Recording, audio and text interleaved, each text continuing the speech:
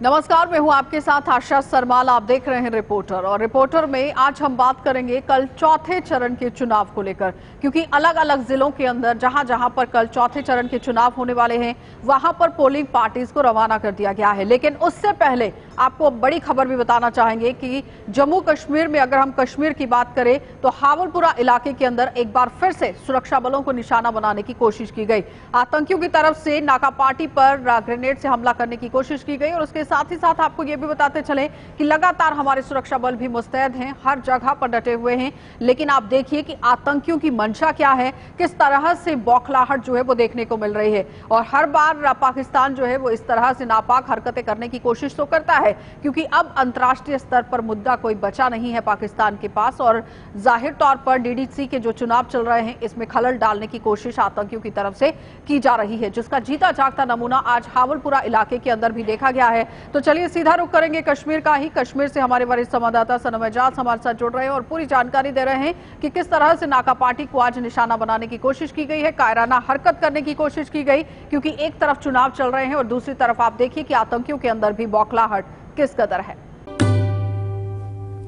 कश्मीर के आज के हालात में सियासत और उसी सियासत में चौथा फेज कल शुरू होने जा रहा है और उस चौथे फेज के लिए तैयारियां अरूज पर हैं। और जहां जहां कल पोलिंग हो रही है वहां अमले को पहुंचाया जा रहा है। मटेरियल जो इलेक्शन मटेरियल है वो भी पहुंचाए जाने की कोशिश की जा रही है। सिक्योरिटी के इस हालात पर पूरी तरह से नज़र रखी जा रही है। और जिस तरह से हमने 3 फेजेज में देखा, बड़ी तादाद में लोगों ने इन इलेक्शन में हिस्सा लिया, वहीं सरकार की उम्मीद भी यही है कि चौथे फेज में भी एक अच्छी खासी तादाद में निकल कर वोटर आएंगे और अपने मतदान का इस्तेमाल भी करेंगे। लेकिन इस सारे के बीच में श्रीनगर के पुराने शहर में हवल के सासगरीपोरा के इलाके में सुबह सुबह एक घटना पेश आती है। और इस घटना में बताया जाता है कि मिलिटेंट्स की मूवमेंट के दौरान एक नाके पर उन्हें रोका गया और नाके पर जैसे रोकने की कोशिश की गई तो उन्हें फायर किया, जिसमें जम्मू कश्मीर पुलिस का एक जवान और उसके साथ साथ एक आम नागरिक जो सपा कदल श्रीनगर का रहने वाला है वो घायल हुए। और फौरी इस इलाके में इस गोलीबारी से अफरा तफरी भी मची।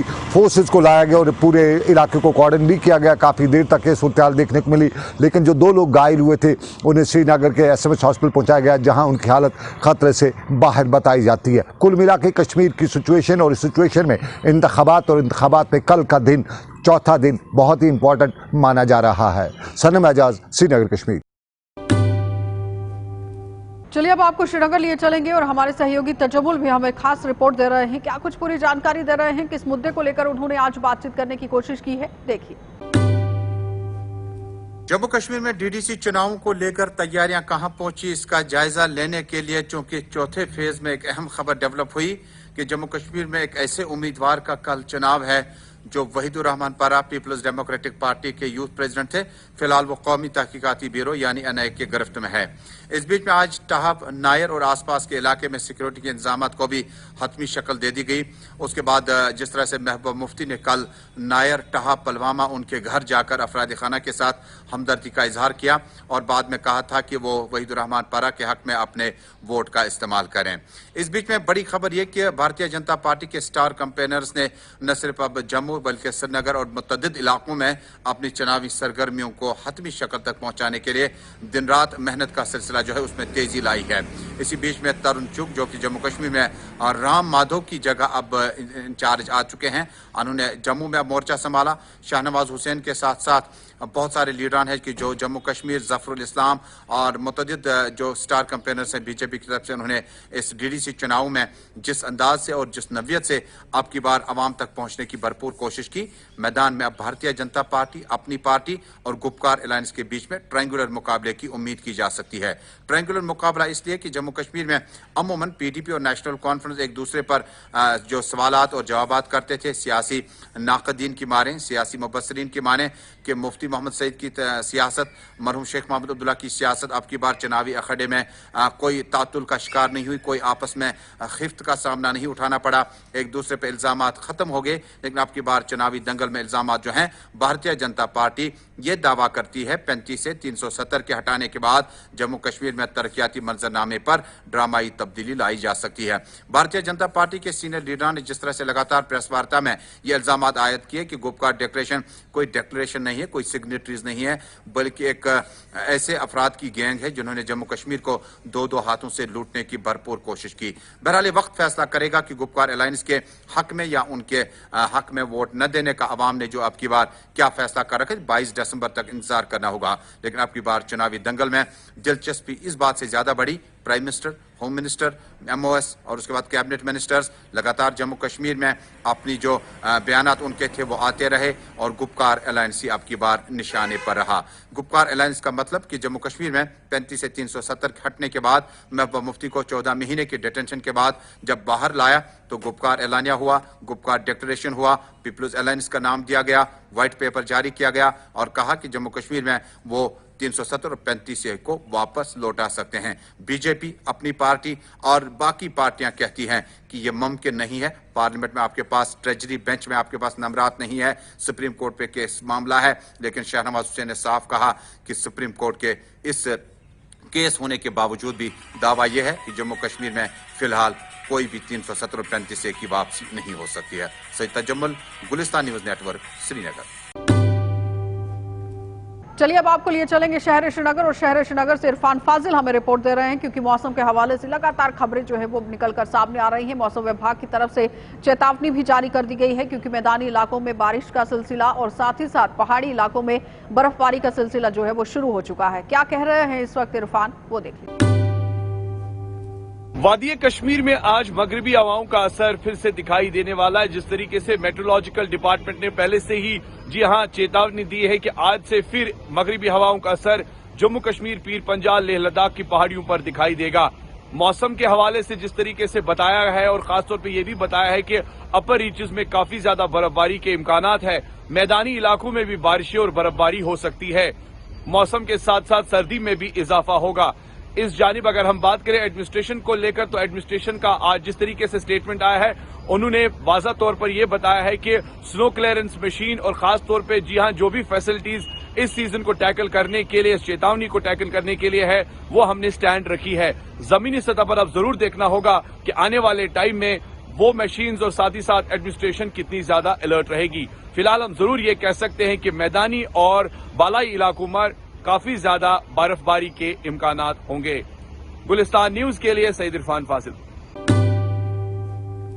चलिए अब आपको जिला बारामूला ले चलते हैं और बारामूला में भी जिस तरह कल चौथे चरण के चुनाव होने वाले हैं और जाहिर तौर पर आम लोगों ने यहां पर डीडीसी चुनावों में भाग लेने के लिए आक्रोश जो है वो दिखाया है और बाइकॉट करते हुए ये लोग नजर आ रहे हैं। इरशाद की रिपोर्ट में देखिए और खुद समझ जाएंगे कि आम जनता क्यों यहां पर बाइकॉट करने की कोशिश कर रही है।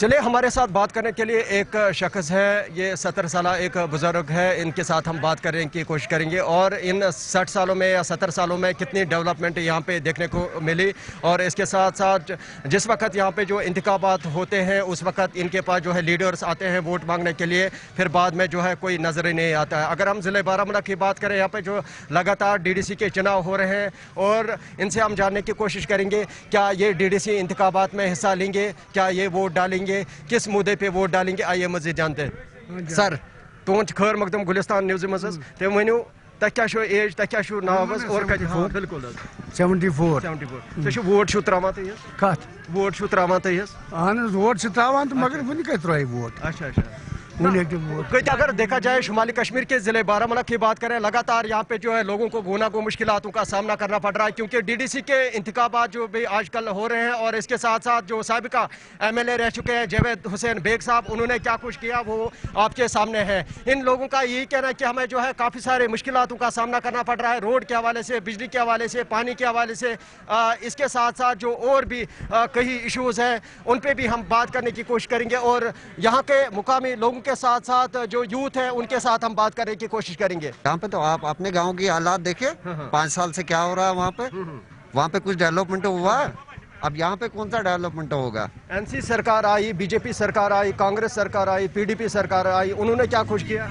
जो भी सरकार यहाँ पे आई हुई है, हमने देखा पिछले 5 सालों से कोई डेवलपमेंट नहीं हो रहा है यहाँ पे। आप यहाँ के अड्डे की हालात देखो, पूरा खस्ता हाल हुआ है। ग्रास रूट लेवल पर इस चीज़ को लाया है कि ये जो पंच है या सरपंच है, डीडीसी है वगैरह, जो निचले सतह पर उन्हें पावर लाए, मे भी इसमें से कुछ सोल्यूशन निकले। हम भी देखेंगे अगले 2-3 साल में, हम भी देखेंगे क्या डेवलपमेंट यहाँ पर होते हैं, उसके बाद देखेंगे इनका भी क्या हाल हो। अगर जिले बारामूला की बात करें, स्पेशली ओल्ड टाउन की बात करें, ओल्ड टाउन में लोगों को काफ़ी सारे मुश्किलातों का सामना करना पड़ रहा है। रोड जो है बिल्कुल खस्ताहाल हो चुके हैं, गली कोचे जो है, इसके साथ साथ बिजली का निज़ाम ठप पड़ा हुआ है और हेल्थ की भी काफ़ी कमी है वहाँ पे। इस हवाले से बताइए आपकी क्या राय रहेगी?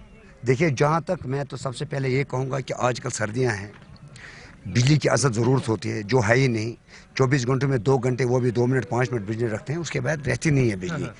तो सड़कों का या कोचों का या नालियों का जो हाल है, वो आपकी नज़र में, आप अपने कैमरामैन के साथ जाइए, आप देखिए वहाँ पर क्या हालत है। किया आपने कंडी में किया, उसने हमारे यहाँ कुछ नहीं हुआ। अच्छा, हाँ, बिल्कुल। चले ये देखिए, शुमाली कश्मीर के जिले बारामूला के लोग नालान हैं इन लीडरों के खिलाफ। जिस वक्त यहाँ पे इलेक्शन होता है, उस वक्त इनके पास लीडर्स आते हैं वोट मांगने के लिए, फिर बाद में कोई नजर ही नहीं आता है। यहाँ पे आप देख सकते हैं, ये जो जमावड़ा आप देख सकते हैं लोगों का, हालांकि ये लोग काफी जो है नालान है इन लीडरों के खिलाफ। हाजी साहब, क्या सुनावज? अच्छा, हाजी साहब, आप अपना नाम बताइए। मेरा नाम मंजूर अहमद है, मैं बस स्टैंड में काम करता हूँ। मैं अर्ज ये कर रहा हूँ कि यहाँ हमारी हालत देखिए, बस स्टैंड की क्या हालत है। यहाँ पर हर तरफ से लोग पहले की सरकार जब से आई है तब से लॉकडाउन ही रहा है और हड़ताल ही रही है। उसके बाद कोई काम तो कुछ हुआ नहीं है। वोट डालने का ये मुद्दा है, वो मकसद है। हम सब लोग चाहते हैं कि हमारे बच्चों का कुछ होना चाहिए। जिसको भी कोई चुनता है, यहाँ वोटिंग बहुत कम होती है, न होने के बराबर होती है। अब जो भी बनता है, जब से वो बनता है तब से लेके आज तक हमने किसी को देखा नहीं है, न हमारी डेवलपमेंट हुई है। पावर की प्रॉब्लम है, यहाँ पे पानी की प्रॉब्लम है, बेरोजगारी है। यहाँ पे क्या हो रहा है, क्या नहीं हो रहा है, कोई नहीं कहता है यहाँ। चलिए, तो आपने देखा कि इरशाद के साथ जब आम लोगों की बातचीत हो रही थी तो उनका क्या कुछ कहना था। वो साफ तौर पर कहते हुए नजर आ रहे हैं कि जमीनी सतह पर जो काम होना चाहिए था वो नहीं किया गया है। विकास के जो बड़े बड़े दावे और यहाँ पर वादे किए गए थे वो फिसड़ी साबित हुए हैं। और अब ये आम जनता यहाँ पर कहती हुई नजर आ रही है कि डीडीसी के चुनावों में वो बहिष्कार करने वाले हैं, बाइकआउट करने वाले हैं, बिल्कुल भी मतदान केंद्रों का रुख नहीं करेंगे, क्योंकि जब तक दावे और वादे पूरे नहीं होते हैं तब तक उनको भरोसा नहीं होने वाला है। और जाहिर तौर पर यह हमेशा देखा भी गया है कि जब वोट आपको बटोरने हैं तो हर एक नुमाइंदा घर घर तक पहुंचता है, लेकिन जैसे ही वो जीतकर सत्ता में काबिज होता है उसके बाद उसका आने जाने का कोई पता नहीं रहता है और ना ही लोगों के साथ कभी मुलाकात की जाती है। तो जाहिर तौर पर लोगों के अंदर रोष और इस तरह से गुस्सा होना लाजमी है।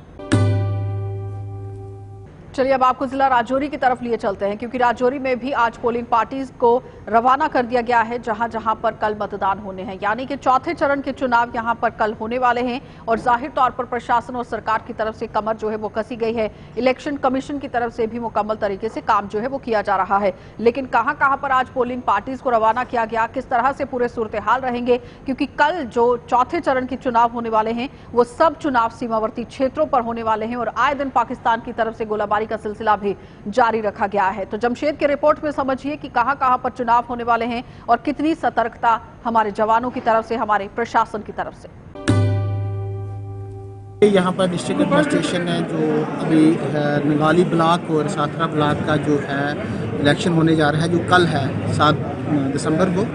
यहाँ पर डीडी कॉलेज पुंछ में यहाँ पर सामान दिया जा रहा है प्रिजाइडिंग ऑफिसर्स को, पोलिंग पार्टीज जो है उनको दिया जा रहा है, वो नगाली ब्लॉक का है।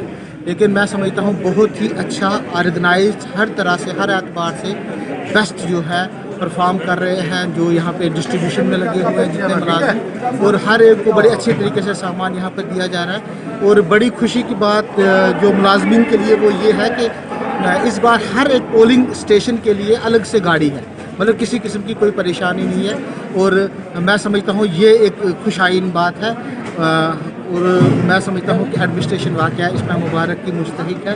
खासकर ये जो एम्प्लॉइज़ हैं रूरल डेवलपमेंट के, जो लोग यहाँ पे डिस्ट्रीब्यूशन में लगे हैं, बहुत अच्छा इंतज़ाम है सर, हर तरह से। In all respect. डीडीसी इंतखाबात का चौथा मरहला दिलचस्प होने के साथ साथ इंतज़ामिया के लिए भी बड़ा चैलेंज रहेगा। कल होने वाली पोलिंग में जहां कई बड़े सियासी चेहरों की किस्मत का फैसला राय हिंदगान करेंगे, वहीं कल होने वाली पोलिंग में लाइन ऑफ कंट्रोल के बिल्कुल नज़दीक के कई इलाकों में हो रही है पोलिंग, जहां कल इंतज़ामिया के लिए बड़ा चैलेंज ज़रूर रहेगा, जिसमें पुंछ के नंगाली ब्लॉक के कई इलाका जात ऐसे हैं जहाँ पिछले कई अरसा से पाकिस्तान की तरफ से लगातार नाजंग माहदे की खिलाफ वर्जियाँ की जा रही हैं, जिसमें कस्बा किरनी शाहपुर सेक्टर हैं जो यहाँ कल पोलिंग होने जा रही है। और उसको देखते हुए इंतज़ामिया की तरफ से पहले ही एहतियातन कई बड़े कदम उठाए गए हैं और इंतज़ामिया की तरफ से ये बात भी कही गई है कि अगर कल पोलिंग के दौरान शेलिंग का सिलसिला शुरू हो जाता है तो इंतखाबात मुअख्खर करने पड़ेंगे।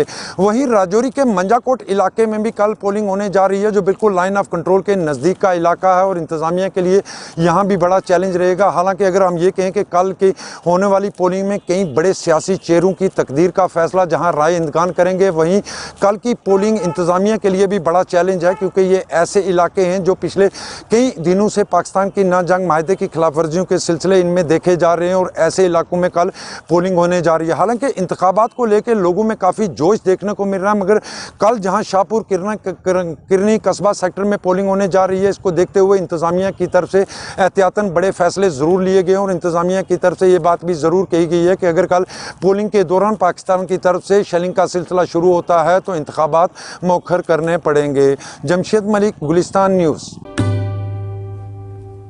चलिए, तो आपने देखा कि किस तरह से पूरे सूरत हाल जो है वो जिला पुंछ और राजौरी के अंदर भी देखने को मिल रहे हैं, क्योंकि पुंछ के अंदर जिन पोलिंग पार्टीज को रवाना किया गया है, चाक चौबंद सुरक्षा व्यवस्था हर एक पोलिंग बूथ पर की गई है, लेकिन कल देखना यह होगा कि आखिर आम जनता बाहर कितनी तादाद में निकलती है और मतदान केंद्रों का रुख किया जाता है। और सबसे बड़ा चैलेंज यहां पर यह रहने वाला है कि पाकिस्तान की तरफ से आए दिन गोलाबारी का सिलसिला जारी रखा हुआ है, लेकिन प्रशासन की तरफ से यह भी कहा गया था कि अगर पोलिंग पार्टीज यहां पर पहुंचती हैं, मतदान केंद्र में लगातार मतदान जो है वो होता है और उसके बावजूद भी अगर पाकिस्तान अपनी हरकत से बाज नहीं आता है तो पोलिंग स्टेशंस को बदलकर दूसरी जगह पर रखा जा सकता है, या फिर जो पोलिंग पार्टीज यहां पर पहुंची हैं या फिर मतदान जो करवाया जा रहा है उसे भी रद्द किया जा सकता है। तो देखना होगा कल कि आखिर पुंछ जिले के अंदर किस तरह से कल मतदान होता है।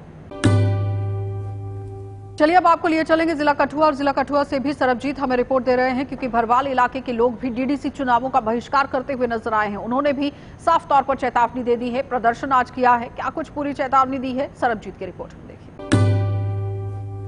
जिला विकास परिषद के चुनाव जारी हैं, 3 चरण के मतदान हो चुके हैं, चौथे चरण की बारी है। आज हम भरवाल गांव में पहुंचे हैं, यहाँ के लोगों की समस्याएं जानने के लिए किस प्रकार से इस बार डीडीसी चुनावों को लेकर वो वोट की प्रक्रिया को अंजाम देंगे। आपको बता दें कि यहाँ पर प्रत्याशियों के आने का सिलसिला लगातार जारी है, लेकिन इस बार गाँव के लोगों ने एकमत होकर ये निर्णय लिया है कि इस बार डीडीसी के चुनावों का बाईकाट करेंगे। क्या इसके पीछे कारण है, ये जानने के लिए हम बात करेंगे गांव के कुछ युवाओं से कि क्यों ये डीडीसी के चुनाव इस बार बाईकाट करने जा रहे हैं। जी सर, आपका नाम और बताएं क्यों आप डीडीसी के चुनावों को बाईकाट कर रहे हैं। माई सेल्फ रंजीत सिंह पठानिया, गांव निवासी बरवाल। हमको शर्म आती है, रोड का मुद्दा है। ये रोड हमारा 13 महीने से बंद है, इसकी कनेक्टिविटी 13 महीने से लगातार बंद है। इस रोड से आवाजाही बंद है। 20,000 की पॉपुलेशन है ऊपर, जिसको एडमिनिस्ट्रेशन और गवर्नमेंट है वो एक भेड़ बकरियों की तरह ट्रीट कर रही है। बहुत सी ट्रेजेडीज हुई हैं इस रोड पे, बहुत सी कारें डूबी हैं, बहुत से एक्सीडेंट्स हुए हैं। एक गरीब परिवार जो बकरवाल फैमिली से बिलोंग करती है, उसकी वाइट हम ऑलरेडी दिलवा चुके हैं। उसकी एक घोड़ी यहाँ पे मरी है सरिया लगने की वजह से। और आज का जो हमारा मुद्दा है, ये मुद्दा ये है कि इस रोड का सुध लेने के लिए ना तो कोई एडमिनिस्ट्रेटर अभी तक आगे आया है, ना ही कोई लीडरशिप आगे आई है। इसके रिगार्डिंग हमने किस बात को कहां तक पहुंचाया, हमारे पास ये रिटर्न में सब कुछ है। आप इस पे कैमरा लगा सकते हैं कि ये हमारा जो रिटर्न में स्टेटमेंट है, ये डॉक्टर जितेंद्र सिंह जी को गया है, डीसी कठुआ को गया है। ऑनरेबल डॉक्टर जितेंद्र सिंह को जो है फिर से मेमोरेंडम हमने रिटर्न में भेजा है। ग्रीवियंस सेल में हमने कितनी बार अपना ग्रीवियंस जो है वो अपलोड किया है। आज लास्ट 7 महीने से हम लगातार इस मुद्दे को उठाते आ रहे हैं, एजिटेशन करते आ रहे हैं, मगर किसी ने हमारी सुध नहीं ली।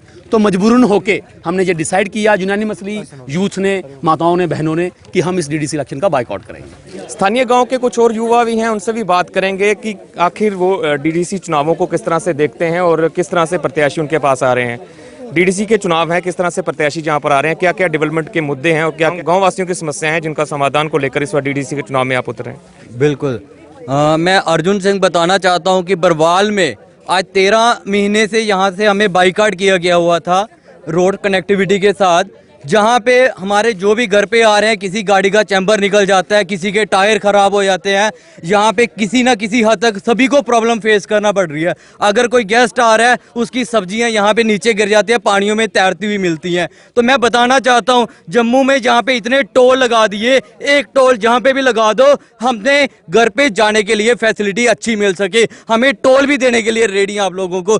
आप कम से कम रोड की कनेक्टिविटी तो हमारे घर तक, हमारे जो गेस्ट आ रहे हैं उनको कम से कम हम घर पे शादियों में बुलाने के लिए भी बताने के लिए एक रोड पे वहाँ पे लड़का खड़ा करना पड़ता है कि उनको बताना यहाँ से आ जाओ, यहाँ से आ जाओ। ये हालात कर दिए हमारे मॉडर्न टाउन विलेज के। मैं आपको बाइकाट ये इसलिए किया गया हुआ इलेक्शन कि हम लोगों की यहाँ पे तकलीफ में कोई भी बंदा हमारे साथ खड़ा नहीं हुआ। तो मैं आज हमारा पूरा बरवाल इसी के लिए यहाँ पे खड़ा था कि आज हम लोग चाहते हैं कि या तो रोड का हल होगा या फिर इलेक्शन परमानेंटली बाइकाट किया जाएगा। गांव के पंच भी हमारे साथ हैं, उनसे बात करेंगे। जी सर, आपका नाम? पवन सिंह जसरोटिया। पवन जी, ये बताएं कि गांव के लोगों ने निर्णय किया है कि इस बार जो डीडीसी को चुनाव है उसको बाइकाट करने जा रहे हैं, कितना सही है ये निर्णय? देखो सर, अगर हम डेमोक्रेसी के नाते जाएं तो ये ठीक नहीं है, लेकिन प्रोटेस्ट करना हमारा फर्ज है। जब कोई भी बात दुख से ज़्यादा बढ़ जाती है तो उसका कोई इलाज है ना। तो हर 4-6 महीने के बाद ये इलेक्शन करवा रहे हैं और अच्छी बात है, डेमोक्रेसी होनी चाहिए। आपको रोड चला के देंगे, तो अभी तो 1.5 महीना और ऊपर हो गया। तो आपने कहा कि ट्रेन को भी रोको आंदोलन जो है। हाँ सर, इसका अगर नहीं होगा 16 तारीख तक इन्होंने अब हमें डेडलाइन दी है। अब ये मीडिया में शोर पड़ा है तो इसके लिए अब इन्होंने आज बहुत ज़बरदस्त तरीके से काम लगाया है। अगर नहीं होगा 18 तारीख से हम सारे बैठेंगे गाँव वासी और इसका रेल रोको आंदोलन शुरू करेंगे। तो ये थे स्थानीय गांव बरवाल के निवासी, जिनका कहना है कि इस बार वो जिला विकास परिषद के चुनावों का बहिष्कार करेंगे। उनका कहना है कि एक टाइम पीरियड उन्होंने बता दिया कि 18 तारीख तक अगर इस सड़क की समस्याओं का समाधान नहीं होता है तो वो रेल रोको आंदोलन यहाँ पर शुरू कर देंगे। गांव बरवाल से वीडियो जर्नलिस्ट कुलदीप चौधरी के साथ सरबजीत सिंह, गुलिस्तान न्यूज़ के लिए। चलिए, तो आपने देखा कि सरबजीत की रिपोर्ट में क्या कुछ दिखाने की कोशिश की गई है। कठुआ से महज 10 किलोमीटर की दूरी पर ये पूरा गांव बसता है, ये पूरा इलाका बसता है। और आबादी की अगर हम बात करें तो घनी आबादी वाला ये पूरा क्षेत्र है जहां पर आज बाइकआउट करने की कोशिश की गई है। और जाहिर तौर पर इन लोगों का यही कहना था कि मूलभूत सुविधाओं से आज भी ये वंचित हैं। जो दावे और वादे किए गए थे वो पूरे नहीं हुए हैं। तो एक बहुत बड़ी जो एक चेतावनी है वो प्रशासन और सरकार के लिए, और साथ ही साथ एक सवालिया निशान डीडीसी चुनावों पर भी लगता हुआ नजर आ रहा है कि आखिर जिस तरह से काम होना चाहिए था वो हुआ है या नहीं। क्योंकि जिस तरह लोग यहां पर बाइकआउट करते हुए नजर आ रहे हैं, एक सवालिया निशान प्रशासन और सरकार पर लगता हुआ भी दिख रहा है। तो ऐसे लोगों से बातचीत करने की बहुत जरूरत है। दावे और वादे जो किए जाते हैं सरकार और प्रशासन की तरफ से, और खासकर जो नुमाइंदे जिस वक्त इलेक्शन के दौर आते हैं वहां पर वो अपना काम करते हैं, उम्मीदवार ऐसे वहां पर खड़े होते हैं, तो उनका बहुत जरूरी ये काम बनता है कि आम लोगों से रूबरू हुआ जाए, उनकी समस्याओं को सुना जाए और जल्द से जल्द उनका निपटारा भी हुआ जाए। चलिए, अब आपको जिला सांबा लिए चलेंगे और जिला सांबा से भी ऋषि खजूरिया हमें रिपोर्ट दे रहे हैं, क्योंकि जिला सांबा में भी आज पोलिंग पार्टीज को रवाना कर दिया गया है। कल चौथे चरण के चुनाव होने वाले हैं। कहां पर इन्हें रवाना किया गया है और किस तरह से पूरी सुरक्षा व्यवस्था रखी गई है, यहां पर कुछ अफसरान के साथ भी बातें जो हैं वो ऋषि खजूरिया की हुई हैं। पूरी जानकारी ले लीजिए कि आखिर क्या पूरे सूरत हाल। तो जम्मू कश्मीर यूटी में कल डीडीसी के चुनावों के चौथे चरण के लिए वोटिंग होगी, जिसको लेकर प्रशासन ने तैयारियों को अंतिम रूप दे दिया है। और वहीं सांबा जिला की बात करें तो जिला प्रशासन सांबा ने भी आज पोलिंग पार्टीज को अलग अलग पोलिंग स्टेशन के लिए रवाना कर दिया है, क्योंकि कल चौथे चरण का मतदान होगा सांबा जिला में 2 ब्लॉक्स में। मैं आपको बताना चाहता हूं कि अगर सांबा जिला के घगवाल ब्लॉक की बात करें तो वहां पर कल चौथे चरण का मतदान होगा। अगर घगवाल ब्लॉक की ओवरऑल पिक्चर आपको बताएं तो यहाँ पर टोटल वोटर जो है ये 16,965 है और 12 कैंडिडेट जो हैं ये चुनावी मैदान में हैं। और टोटल यहाँ घगवाल में 36 पोलिंग बूथ बनाए गए हैं। यहाँ पर चौथे चरण के लिए कल वोटिंग होगी। उसी के साथ साथ अगर बात करें रामगढ़ ब्लॉक की तो रामगढ़ में कल एक कॉन्स्टिट्यूएंसी में मतदान होगा।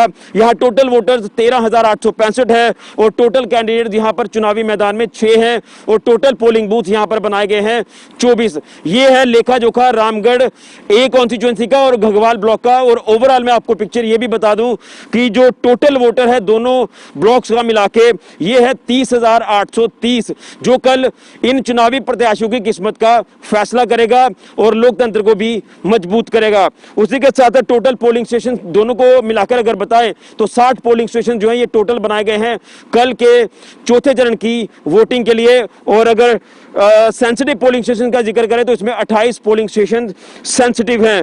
तो कल यानी टोटल कैंडिडेट्स की अगर बात करें तो 18 कैंडिडेट जो हैं ये चुनावी मैदान में है, जिनकी किस्मत का फैसला कल जनता करेगी।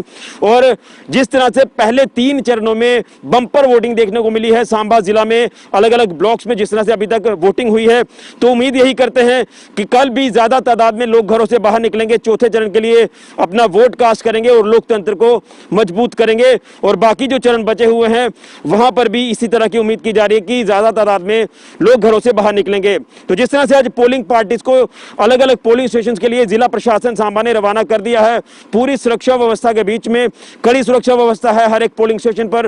और उसी के साथ साथ कोविड की भी गाइडलाइंस को फॉलो किया जा रहा है, मास्क का अनिवार्य किया गया है और जो भी गाइडलाइंस है उसे फॉलो किया जा रहा है और पार्टीज को अलग अलग पोलिंग स्टेशन के लिए रवाना किया जा रहा है। तो अब कुछ घंटे बचे हैं चौथे चरण की वोटिंग के लिए, तो सांबा जिला में भी जिला प्रशासन सांबा ने पोलिंग पार्टीज को अलग अलग पोलिंग स्टेशन के लिए रवाना कर दिया है। तो टोटल वोटर है कल सांबा जिला में 30,830 कैंडिडेट्स हैं टोटल, जो चुनावी मैदान में है ये 18 हैं और 60 पोलिंग स्टेशन बनाए गए हैं। यहाँ पर कल पोलिंग होगी और जिसमें से 24 जो पोलिंग स्टेशन हैं ये सेंसिटिव हैं। तो यही उम्मीद करेंगे कि कल का भी जो चौथे चरण का मतदान है ये भी शांतिपूर्वक संपन्न होगा। फिलहाल के लिए ऋषि खजूरिया। तो डीडीसी इलेक्शन का 4th फेज कल मरमत ब्लॉक के अंदर होने को जा रहा है। और अगर हम आज की बात करें तो आज पोलिंग पार्टीज को रवाना कर दिया गया स्पोर्ट्स स्टेडियम डोडा से, जिसके साथ पुलिस की पार्टी भी थी। अगर हम बात करें मरमत कॉन्स्टिट्यूंसी की तो मरमत के अंदर काफ़ी बड़ा मुकाबला है, क्योंकि एक तरफ से कांग्रेस पार्टी लड़ने जा रही है और दूसरी तरफ से एक्स MLA डोडा शक्तिराज परिहार खुद मैदान में उतरे हैं और काफ़ी सारी पार्टीज उस इलाके से लड़ने जा रही है। मगर मुकाबला सिर्फ कांग्रेस का और भारतीय जनता पार्टी का ही है। और अगर हमने कुछ लोगों से बात की उस इलाके के अंदर, उन्होंने साफ तौर पर बताया कि तरक्की के हवाले से इस इलाके में कुछ भी नहीं हुआ है, क्योंकि पीछे बैक टू विलेज हुआ था तब भी उन लोगों ने बाइकाट किया था। और अगर हम कुछ दिनों पहले मैं बात करूं तो हमने कुछ लोगों से बात की, उन्होंने साफ तौर पे कहा कि हम चेहरा देख के वोट नहीं देंगे, हम तरक्की के हवाले से वोट देंगे। देखना ही होगा कि जीत किसकी होती है। चलिए अब आपको जम्मू लिए चलेंगे और जम्मू में भी आपको बताते चलें कि आज भारतीय जनता पार्टी की तरफ से वरिष्ठ नेता जो कि शाहनवाज हुसैन हैं उन्हें यहां पर भेजा गया है और कवायद जो है भारतीय जनता पार्टी की तरफ से तेज कर दी गई है। हर एक नुमाइंदे को यहां पर उतारने की कोशिश की जा रही है, क्योंकि भारतीय जनता पार्टी अपनी लगातार पैठ बनाती हुई नजर आ रही है। और धारा 370 और 35A के बाद भारतीय जनता पार्टी बिल्कुल भी नहीं चाहती है कि डीडीसी चुनावों को छोड़ा जाए, यानी कि ज्यादा से ज्यादा सीटें बटोरने की कोशिश भारतीय जनता पार्टी की तरफ से की जा रही है। लेकिन सबसे पहले आपको दिखा देते हैं कि जम्मू में जब शाहनवाज हुसैन पहुंचे हैं उन्होंने गुपकार गठबंधन पर किस तरह से निशाना साधा है वो देख लीजिए। ये डिस्ट्रिक्ट डेवलपमेंट काउंसिल का चुनाव है। इस चुनाव में जो हमारे मुखालिफ लोग हैं वो डेवलपमेंट शब्द से डी शब्द से भाग जाते, खासकर जो गुपकार गैंग है, जो गुमराह गैंग भी है, खुद भी गुमराह है, लोगों को भी गुमराह करता है। उनको ये उम्मीद नहीं थी कि इस तरह से भारतीय जनता पार्टी की बढ़ती हुई ताकत में वो कितने इकट्ठे हो जाएं। हमारी एक बढ़ती हुई ताकत है और अगर हम जहां भी मजबूत होते हैं हमारे खिलाफ, नॉर्थ में उसको महागठबंधन कहते हैं, यानी बीजेपी वर्सेस ऑल। उसी तरह जम्मू कश्मीर में भी Bharatiya Janata party versus all है, कांग्रेस का कहीं कोई अस्तित्व नहीं है।